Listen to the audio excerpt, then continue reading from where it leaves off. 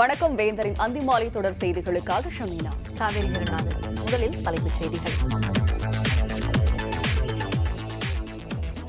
தமிழகத்தின் ஆளுநராக வித்யாசாகர் ராவ் பதவியேற்றார். விழாவில் முதல்வர் ஜெயலலிதா உள்ளிட்டோர் பங்கேற்பு.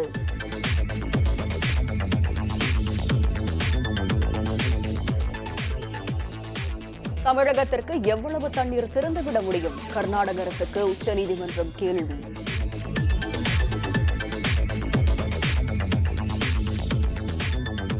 சிறுவாணியில் அணை கட்டுவதை தடுத்து நிறுத்த வேண்டும். பேரவையில் நிறைவேறியது தமிழக அரசின் தனி தீர்மானம்.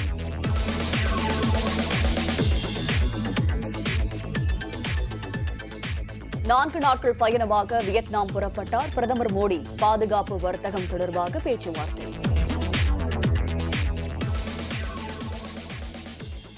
தமிழக ஆளுநராக மகாராஷ்டிரா மாநில ஆளுநர் வித்யாசாகர் ராவ் இன்று பதவியேற்றுக் கொண்டார். சென்னை கிண்டியில் உள்ள ஆளுநர் மாளிகையில் நடைபெற்ற விழாவில் சென்னை உயர்நீதிமன்ற தலைமை நீதிபதி எஸ்.கே. கவுல் ஆளுநர் வித்யாசாகர் ராவுக்கு பதவி பிரமாணம் செய்து வைத்தார். விழாவில் முதல்வர் ஜெயலலிதா, உயர்நீதிமன்ற நீதிபதிகள், தமிழக அமைச்சர்கள் மற்றும் அரசு உயர் அலுவலர்கள் கலந்து கொண்டனர். ஆளுநராக வித்யாசாகர் ராவ் பதவியேற்றவுடன் தமிழக அமைச்சர்களை முதல்வர் ஜெயலலிதா அவருக்கு அறிமுகம் செய்து வைத்தார். தமிழக ஆளுநராக பதவியேற்றுள்ள வித்யாசாகர் ராவ் தெலங்கானா மாநிலம் கரீம்நகரில் பிறந்தவராவார். வழக்கறிஞரான ராவ் இளம் வயதில் RSS இயக்கத்தில் இணைந்து பின்னர் அதன் மாணவர் அமைப்பான அகில பாரதிய வித்யார்த்தி பரிஷத்தில் பணியாற்றினார். பாரதிய ஜனதா சார்பில் 3 முறை சட்டப்பேரவை உறுப்பினராகவும் 2 முறை நாடாளுமன்ற உறுப்பினராகவும் தேர்வான வித்யாசாகர் ராவ் 1999, 2004 ஆண்டு கால மத்திய அரசில் இணையமைச்சராக பதவி வகித்தார் என்பது நினைவு கூறத்தக்கது.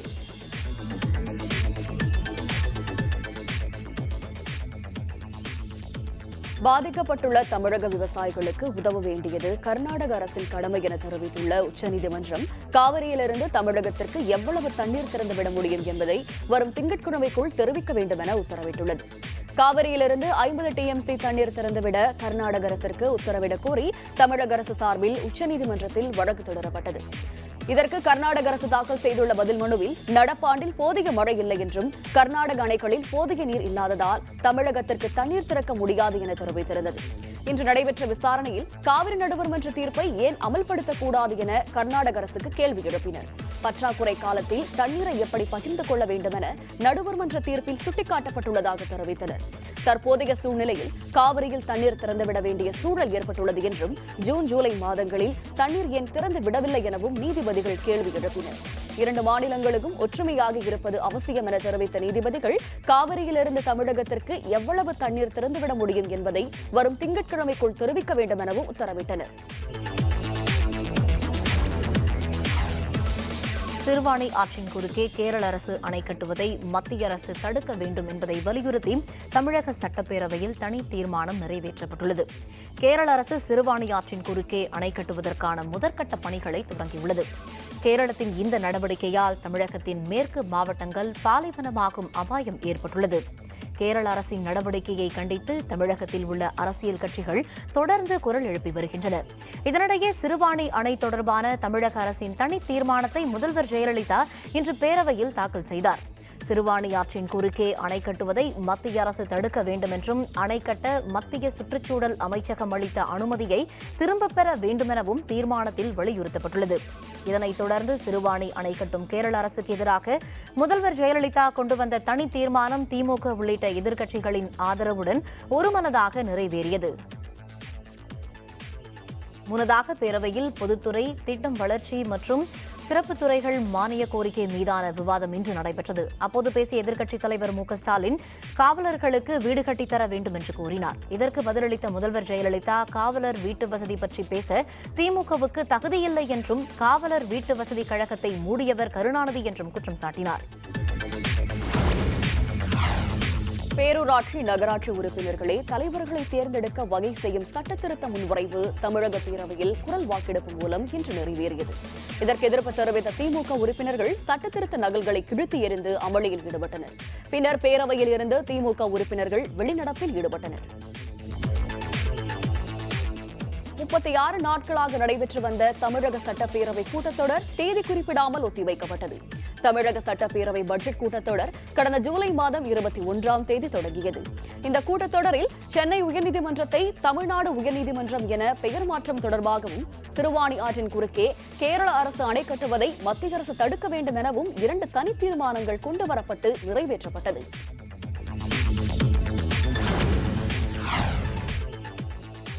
தென்கிழக்கு ஆசிய நாடான வியட்நாமிற்கு முதன்முறையாக பிரதமர் மோடி இன்று புறப்பட்டுச் சென்றுள்ளார். 4 நாள் அரசுமுறை பயணமாக சீனா, வியட்நாம் ஆகிய நாடுகளுக்கு தில்லியில் இருந்து தனி விமானத்தின் மூலம் பிரதமர் மோடி இன்று மாலை 4:30 மணி அளவில் புறப்பட்டுச் சென்றார். மத்திய அமைச்சர்கள் மற்றும் உயர் அலுவலர்கள் மோடியை வழியனுப்பி வைத்தனர். வியட்நாம் செல்லும் மோடி அந்நாட்டு தலைவர்கள் மற்றும் உயர் அலுவலர்களுடன் பாதுகாப்பு, வர்த்தகம் உள்ளிட்ட அம்சங்கள் தொடர்பாக பேச்சு நடத்துகிறார். பின்னர் அங்கிருந்து நாளை சீனாவிற்கு செல்கிறார். அங்கு 2 நாட்கள் நடைபெறும் G20 மாநாட்டில் மோடி பங்கேற்கிறார். தீவிரவாதிகளுக்கு நிதி உதவி செல்வதை தடுப்பது, வரி ஏய்ப்பை தடுப்பது, தடையில்லா வர்த்தகம் உள்ளிட்ட அம்சங்கள் பற்றி மாநாட்டில் மோடி உரையாற்றுகிறார். இதனைத் தொடர்ந்து திங்கட்கிழமை அன்று தில்லி திரும்பும் மோடி 2 நாள் பயணமாக தென்கிழக்கு ஆசியாவில் உள்ள மற்றொரு நாடான லாவோஸுக்கு செல்கிறார். அங்கு நடைபெறவுள்ள இந்தியா ஏசியன் மாநாட்டிலும் கிழக்காசிய மாநாட்டிலும் பிரதமர் மோடி பங்கேற்கிறார்.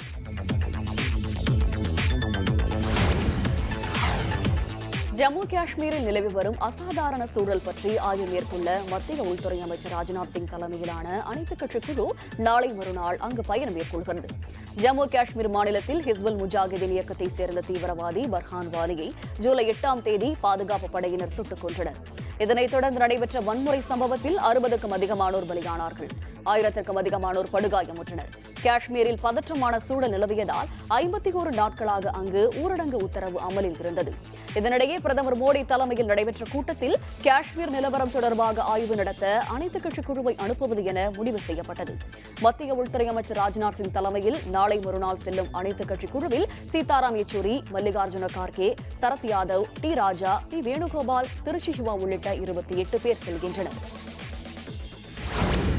இதனிடையே கல்வீச்சு சம்பவங்கள் தொடர்ந்ததை அடுத்து ஸ்ரீநகர் மற்றும் பாரமுல்லா பகுதிகளில் 3 இடங்களில் மீண்டும் ஊரடங்கு உத்தரவு அமல்படுத்தப்பட்டுள்ளது. அங்கு கடைகளும் வர்த்தக நிறுவனங்களும் அடைக்கப்பட்டிருப்பதால் சாலைகள் வெறிச்சோடி காணப்பட்டன.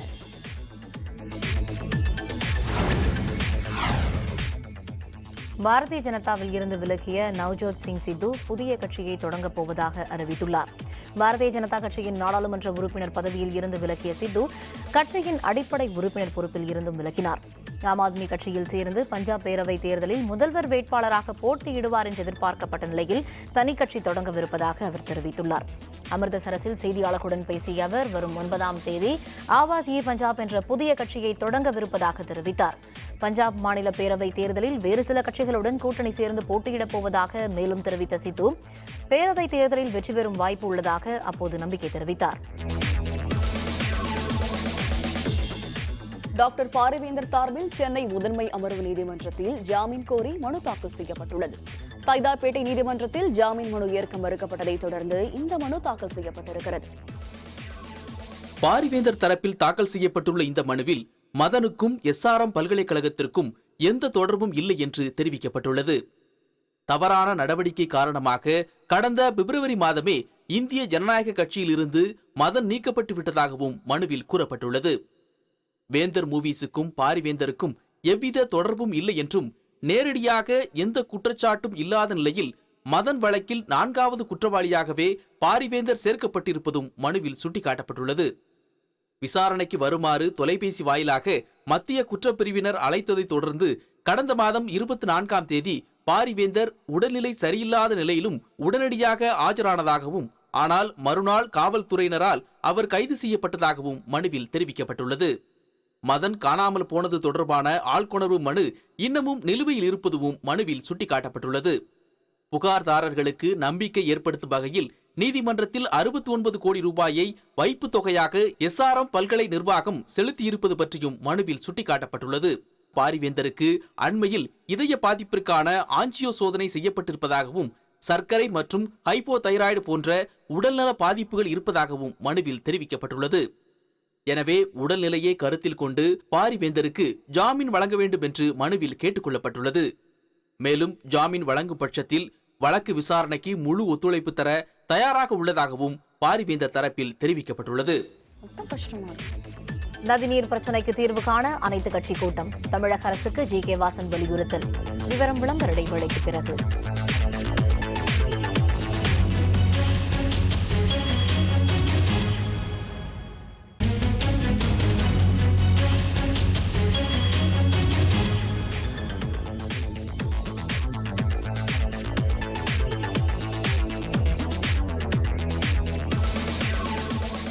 செய்திகள் தொடர்கின்றன. காவிரி, முல்லை பெரியாறு, பாலாறு பிரச்சினைகள் தொடர்பாக விவாதிக்க தமிழக அரசு உடனடியாக அனைத்து கட்சி கூட்டத்தை கூட்ட வேண்டும் என்றும் தமிழ் மாநில காங்கிரஸ் கட்சித் தலைவர் ஜி.கே. வாசன் வலியுறுத்தியுள்ளார். வேலூர் மாவட்டம் அரக்கோணத்தில் செய்தியாளர்களுடன் பேசிய அவர், சிறுவாணியில் தடுப்பணை கட்டும் முயற்சியை தமிழக அரசு தடுத்து நிறுத்த வேண்டும் என்றார். தமிழகத்தின் தண்ணீர் பிரச்சினைக்கு முற்றுப்புள்ளி வைக்க பிரதமருக்கு கடிதம் எழுதுவதையும் நீதிமன்றம் செல்வதையும் தவிர்த்து அனைத்து கட்சிகளுடன் ஆலோசித்து முடிவெடுக்க தமிழக அரசு முன்வர வேண்டும் என்றும் வாசன் குறிப்பிட்டார். மத்திய அரசின் சரக்கு மற்றும் சேவை வரி சட்ட முன்வரைவுக்கு ஆதரவு தெரிவித்து புதுச்சேரி சட்டப்பேரவையில் தீர்மானம் நிறைவேற்றப்பட்டுள்ளது. புதுச்சேரி மாநில சட்டப்பேரவையில் தற்பொழுது பட்ஜெட் கூட்டத்தொடர் நடைபெற்று வருகிறது. இன்று நடைபெற்ற பேரவைக் கூட்டத்தில் பேசிய முதல்வர் நாராயணசாமி, மத்திய அரசின் சரக்கு மற்றும் சேவை வரி சட்ட முன்வரைவுக்கு ஆதரவு தெரிவித்து தீர்மானம் நிறைவேற்ற வேண்டும் என்றார். இதற்கு அதிமுக உறுப்பினர் எதிர்ப்பு தெரிவித்ததோடு அவையிலிருந்து வெளிநடப்பு செய்தனர். இதனைத் தொடர்ந்து திமுக உறுப்பினர்கள் இந்த தீர்மானத்துக்கு ஆதரவு தெரிவித்தனர். இதனையடுத்து இரு கட்சி உறுப்பினர்களில் ஒப்புதலின் பேரில் ஜிஎஸ்டி சட்ட முன்வரைவுக்கு ஆதரவாக தீர்மானம் நிறைவேற்றப்பட்டது. தமிழக சட்டப்பேரவை வளாகத்தில் காவல்துறையைச் சேர்ந்த பெண் ஆய்வாளர் ஒருவர் தற்கொலை முயற்சியில் ஈடுபட்டார். திருவொற்றியூர் மகளிர் காவல் நிலையத்தில் ஆய்வாளராக பணியாற்றி வரும் காஞ்சனா தடகள வீராங்கனையாக போட்டிகளில் பங்கேற்று பதக்கங்களை பெற்றுள்ளார். இவருக்கு இன்று தலைமைச் செயலகத்தில் பணி வழங்கப்பட்டிருந்தது. தலைமைச் செயலக 4வது நுழைவு வாயிலில் அவர் பாதுகாப்பு பணியில் ஈடுபட்டிருந்தார். பேரவை அலுவலர்கள் நடைபெற்றுக் கொண்டிருந்த போது காஞ்சனா தனது உடலில் மண்ணெண்ணெயை ஊற்றி தீக்குளிக்க முயற்சி செய்தார். இதனை கண்ட காவல்துறையினர் காஞ்சனாவின் தற்கொலை முயற்சியை தடுத்தனர். இது தொடர்பாக வழக்கு பதிவு செய்து விசாரணை மேற்கொண்டு வருவதாக காவல்துறையினர் தெரிவித்தனர். உயர் அலுவலர்களின் அழுத்தம் காரணமாக காஞ்சனா தற்கொலை முயற்சியில் ஈடுபட்டிருக்கலாம் என்று கூறப்படுகிறது. உதகை அரசு தாவரவியல் பூங்காவில் மூடிக்கிடக்கும் கண்ணாடி இல்லத்தை சீரமைத்து மீண்டும் திறந்துவிட நடவடிக்கை எடுக்க வேண்டும் என சுற்றுலா பயணிகள் கோரிக்கை விடுத்துள்ளனர். உதகையில் உள்ள அரசு தாவரவியல் பூங்காவில் செடிகளை பராமரிப்பதற்காக கண்ணாடி இல்லம் என்ற பேரணி இல்லம் அமைக்கப்பட்டிருக்கிறது. ஆங்கிலேயர்கள் காலத்தில் கட்டப்பட்ட இந்த கட்டிடம் அங்கு வரும் சுற்றுலா பயணிகளின் பார்வையிட முக்கிய அம்சமாக இருந்தது. அவ்வப்பொழுது சீரமைக்கப்பட்டு வந்த நிலையில் கடந்த சில ஆண்டுகளாக பார்வையாளர்கள் மீது கண்ணாடிகள் விழுந்து விபத்துகள் நேரிட்டன. இதனால் கடந்த 1.5 ஆண்டுகளாக சுற்றுலா பயணிகள் செல்ல தடை விதிக்கப்பட்டு மூடப்பட்டுள்ளது. பழமையான இந்த கண்ணாடி இல்லத்தை சீரமைத்து மீண்டும் திறக்க வேண்டும் என கோரிக்கை எழுந்துள்ளது.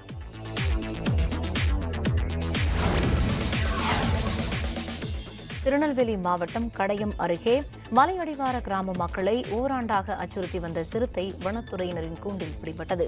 கடையம் அருகே மேற்கு தொடர்ச்சி மலையடிவார பகுதியில் நடமாடி வந்த சிறுத்தை ஒன்று கோவிந்தப்பேரி, சம்பன்குளம், அழகப்பபுரம் கிராம மக்களை கடந்த ஓராண்டாக அச்சுறுத்தி வந்தது.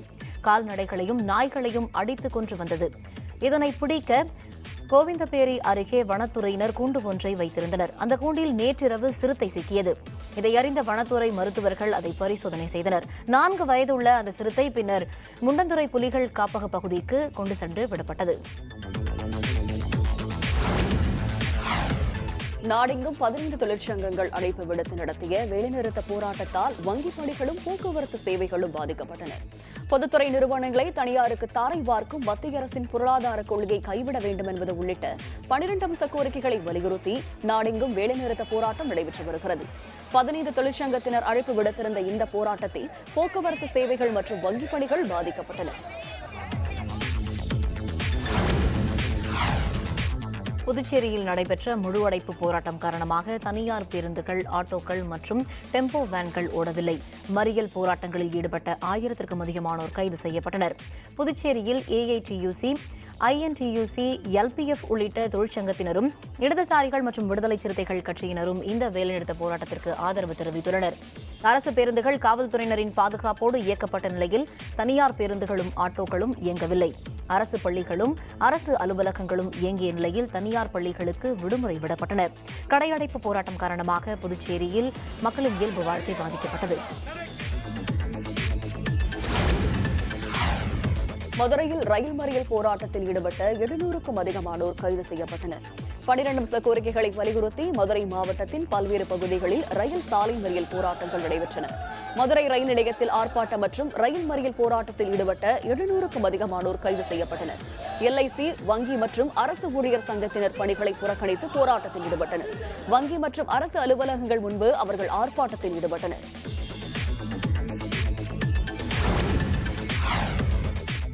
ஈரோடு மாவட்டத்தில் நடைபெறும் வேலைநிறுத்த போராட்டத்தால் அரசு ஊழியர்கள் முழுமையாக பங்கேற்றுள்ளதால் அரசு அலுவலகங்களில் பணிகள் பாதிக்கப்பட்டன.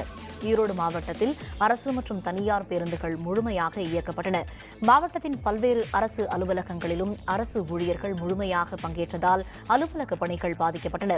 ஈரோடு பேருந்து நிலையம் முன்பு ஆர்ப்பாட்டத்தில் ஈடுபட்ட தொழிற்சங்கத்தினர் மறியல் போராட்டத்தில் ஈடுபட டெலிபோன் பவரை நோக்கி பேரணியாக சென்றபோது 500க்கும் அதிகமானோரை காவல்துறையினர் கைது செய்தனர்.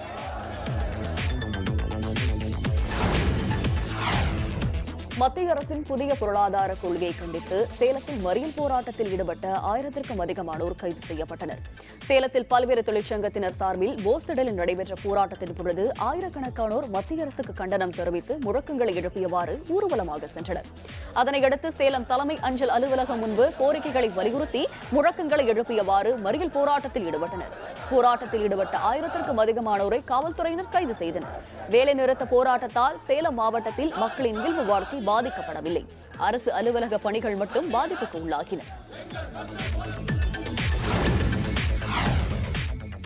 திருப்பூர் மாவட்டத்தில் வேலைநிறுத்த போராட்டத்தின் போது மறியல் போராட்டத்தில் ஈடுபட முயன்ற பெண்கள் உள்பட 500க்கும் அதிகமானோரை காவல்துறையினர் கைது செய்தனர். திருப்பூரில் நடைபெற்ற அனைத்து மத்திய தொழிற்சங்கத்தினரின் வேலைநிறுத்த போராட்டத்தின் போது ரயில் நிலையம் முன்பு மறியலில் ஈடுபட்டனர். இதில் CITU, AITEC, LPF உள்ளிட்ட தொழிற்சங்கங்களைச் சேர்ந்த 500க்கும் அதிகமானோர் பங்கேற்றனர். அவர்களை கைது செய்ய முயன்றபோது மறியலில் ஈடுபட்ட தொழிற்சங்கத்தைச் சேர்ந்த இளைஞர் அமைப்பினருக்கும் காவல்துறையினருக்கும் இடையே தள்ளுமுள்ளு ஏற்பட்டது. இதனையடுத்து அவர்களை காவல்துறையினர் குண்டுகட்டாக தூக்கிச் சென்று கைது செய்தனர். தூத்துக்குடியில் வஉசி துறைமுக தொழிலாளர்கள் மத்திய அரசின் தொழிலாளர் விரோத போக்கினை கண்டித்து வேலைநிறுத்த போராட்டத்தில் ஈடுபட்டனர்.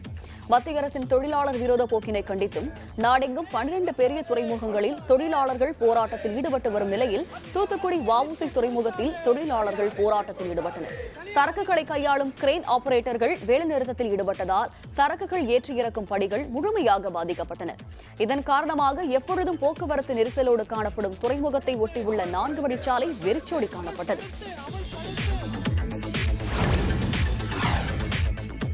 மத்திய அரசை கண்டித்து கேரள மாநிலத்தில் வேலைநிறுத்த போராட்டம் முழுமையாக நடைபெறுவதால் தமிழகத்தில் இருந்து கேரளம் செல்லும் வாகனங்கள் மாநில எல்லைப் பகுதியோடு நிறுத்தப்பட்டன. திருநெல்வேலி மாவட்டம் தென்காசி மற்றும் சுற்றுவட்டார பகுதிகளில் அனைத்து கட்சியினர் சார்பில் சாலை மறியல் போராட்டம் நடைபெற்றது. போராட்டத்தில் ஈடுபட்ட 60க்கும் அதிகமானோர் கைது செய்யப்பட்டனர். கேரளத்தில் போராட்டம் முழு அளவில் நடைபெற்று வருவதால் தமிழகத்தில் இருந்து கேரளத்திற்கும் கேரளத்தில் இருந்து தமிழகத்திற்குமான போக்குவரத்து முழுமையாக ரத்து செய்யப்பட்டது. எல்லைப் பகுதிகளில் வாகனங்கள் நிறுத்தி வைக்கப்பட்டதால் கேரளம் செல்லவிருந்த பயணிகள் பாதிக்கப்பட்டனர்.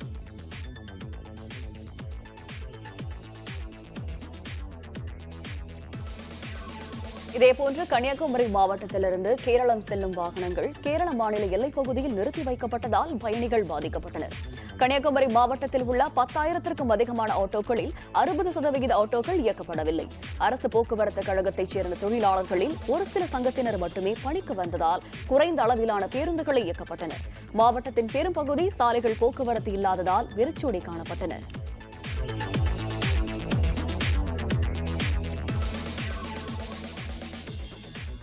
மதுரையில் உள்ள அருள்மிகு ஆதி சொக்கநாத சுவாமி கோவில் கும்பாபிஷேக விழாவை முன்னிட்டு இன்று யாகசாலை பூஜைகள் தொடங்கின.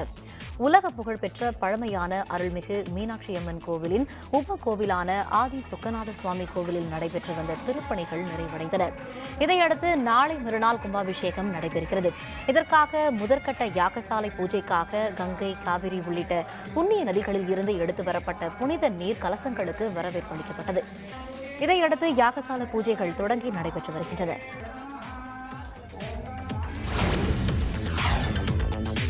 திருநெல்வேலி மாவட்டம் மணிமூர்த்தீஸ்வரத்தில் உள்ள அருள்மிகு உச்சிஷ்ட மகா கணபதி கோவில் விநாயகர் சதுர்த்தி விழா இன்று கொடியேற்றத்துடன் தொடங்கியது. நாடு முழுவதும் வரும் 5ஆம் தேதி விநாயகர் சதுர்த்தி விழா கொண்டாடப்பட உள்ளது. இதனையொட்டி திருநெல்வேலி மாவட்டம் மணிமூர்த்தீஸ்வரத்தில் உள்ள அருள்மிகு உச்சிஷ்ட மகா கணபதி கோவிலில் இன்று சதுர்த்தி விழா கொடியேற்றத்துடன் தொடங்கியது. அதிகாலையில் விநாயகருக்கு சிறப்பு அலங்காரங்கள் செய்யப்பட்டு தீபாராதனை நடைபெற்றது. அதனைத் தொடர்ந்து கொடிக்கம்பத்திற்கு சிறப்பு பூஜைகள் நடைபெற்று மங்கள வாத்தியங்கள் முழங்க கொடியேற்றப்பட்டது. 10 நாட்கள் கொண்டாடப்படும் சதுர்த்தி விழாவில் வரும் 10ஆம் தேதி 1008 சங்காபிஷேகம் நடைபெறும்.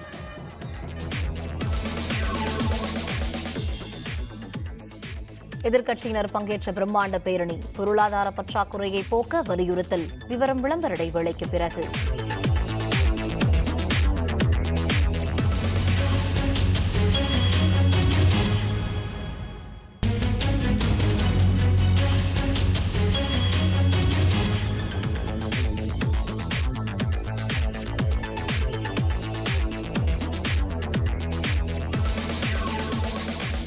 செய்திகள் தொடர்கின்றன. வெனிசுவேலாவில் நிலவும் மந்தமான பொருளாதார சூழ்நிலைக்கு தீர்வு காண வலியுறுத்தி எதிர்க்கட்சிகள் நடத்திய பேரணியில் ஆயிரக்கணக்கானோர் திரண்டு அரசுக்கு எதிராக முழக்கமிட்டனர். உணவு மருந்து பொருட்கள் தட்டுப்பாடு, விலைவாசி அதிகரிப்பு, நிர்வாக சீர்கேடு காரணமாக வெனிசுவேலாவில் கடுமையான பொருளாதார பற்றாக்குறை நிலவுகிறது. இதனிடையே தலைநகர் கராகஸில் எதிர்க்கட்சியினர் ஒன்று திரண்டு போராட்டத்தில் ஈடுபட்டனர். அதிபர் நிக்கோலஸ் மதுரோ பதவி விலக வலியுறுத்தி அவர்கள் முழக்கமிட்டனர். கடைகளும் வர்த்தக நிறுவனங்களும் அடைக்கப்பட்டிருந்தன. நாடு முழுவதிலும் இருந்து வந்த ஏராளமானோர் ஆர்ப்பாட்டத்தில் பங்கேற்றனர். எதிர்க்கட்சியினரின் போராட்டம் காரணமாக கராகஸில் பாதுகாப்பு ஏற்பாடுகள் அதிகரிக்கப்பட்டிருந்தன. காவல்துறையினர் அதிக அளவில் குவிக்கப்பட்டிருப்பதால் பதற்றமான சூழல் நிலவுகிறது. புகழ்பெற்ற நடிகரான ஜாக்கி சானுக்கு வாழ்நாள் சாதனைக்கான கௌரவ ஆஸ்கார் விருது அறிவிக்கப்பட்டுள்ளது. புகழ்பெற்ற கும்ஃபு கலைஞர் ப்ரூஸ்லிக்கு பிறகு கும்ஃபு கலைக்கு புத்துயிரளித்தவர் நடிகர் ஜாக்கி சான். ஹாங்காங்கில் பிறந்த ஜாக்கி சான் குழந்தை பருவத்திலேயே திரைப்படங்களில் தோன்றியவர். The Young Master, Rush Hour, Karate Kid போன்ற 150 திரைப்படங்களில் நடித்திருக்கும் ஜாக்கி சான் 30 படங்களின் இயக்குனரும் கூட. நடிகர், பாடகர், சண்டை பயிற்சியாளர், தயாரிப்பாளர், இயக்குனர் என பன்முக திறமையாளரான ஜாக்கி சான் இதுவரை உலகின் மிகப்பெரிய சினிமா விருதுகளில் ஒன்றாக கருதப்படும் ஆஸ்கார் விருதை பெற்றதில்லை. இந்த நிலையில் தற்பொழுது அவருக்கு வாழ்நாள் சாதனையாளருக்கான ஆஸ்கார் விருது அறிவிக்கப்பட்டிருக்கிறது. வரும் நவம்பர் மாதம் 12ஆம் தேதி அமெரிக்காவின் லாஸ் ஏஞ்சல்ஸ் நகரில் நடைபெற உள்ள விழாவில் ஜாக்கி சான் இந்த விருதை பெறவுள்ளார். அமெரிக்க ஓபன் டென்னிஸ் போட்டியில் வில்லியம்ஸ் சகோதரிகளான வீனஸ் வில்லியம்ஸ், செரீனா வில்லியம்ஸ் ஆகியோர் அடுத்த சுற்றுக்கு முன்னேறினர். அமெரிக்க ஓபன் டென்னிஸ் போட்டியின் முதல் முறையாக தற்பொழுது 900 கோடி ரூபாயில் உருவாக்கப்பட்ட ஆர்தர் ஆஸ்வே உள்ளரங்கத்திலும் போட்டிகள் நடந்து வருகின்றன. மழை காரணமாக இந்த அரங்கத்தில் நடந்த ஆட்டத்தில் முதல் முறையாக செரீனா வில்லியம்ஸ் ஆடினார். சகநாட்டு வீராங்கனையான வானியா கிங்கை அவர் 6-3, 6-3 என்ற நேர் செட்களில் வீழ்த்தி வெற்றி பெற்றார்.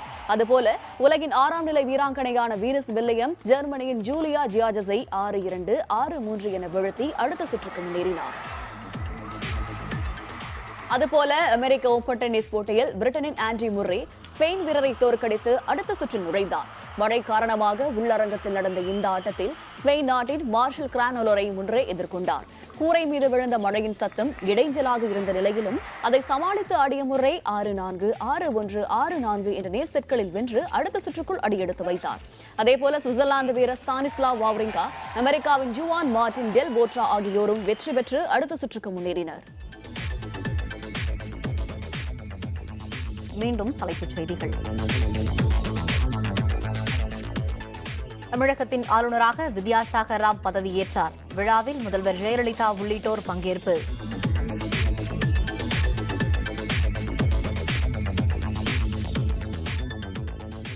தமிழகத்திற்கு எவ்வளவு தண்ணீர் திறந்துவிட முடியும்? கர்நாடக அரசுக்கு உச்சநீதிமன்றம் கேள்வி.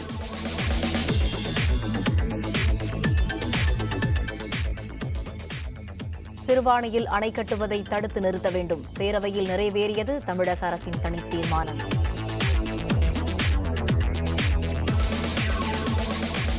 நான்கு நாட்கள் பயணமாக வியட்நாம் புறப்பட்டார் பிரதமர் மோடி. பாதுகாப்பு, வர்த்தகம் தொடர்பாக பேச்சுவார்த்தை. இத்துடன் வேந்தரின் அந்தி மாலை தொடர் செய்திகள் நிறைவடைந்தன. மீண்டும் இரவு 7:30 மணிக்கு ஒரு நாள் ஒரு பொழுது இரவு செய்திகளில் சந்திப்போம். வணக்கம்.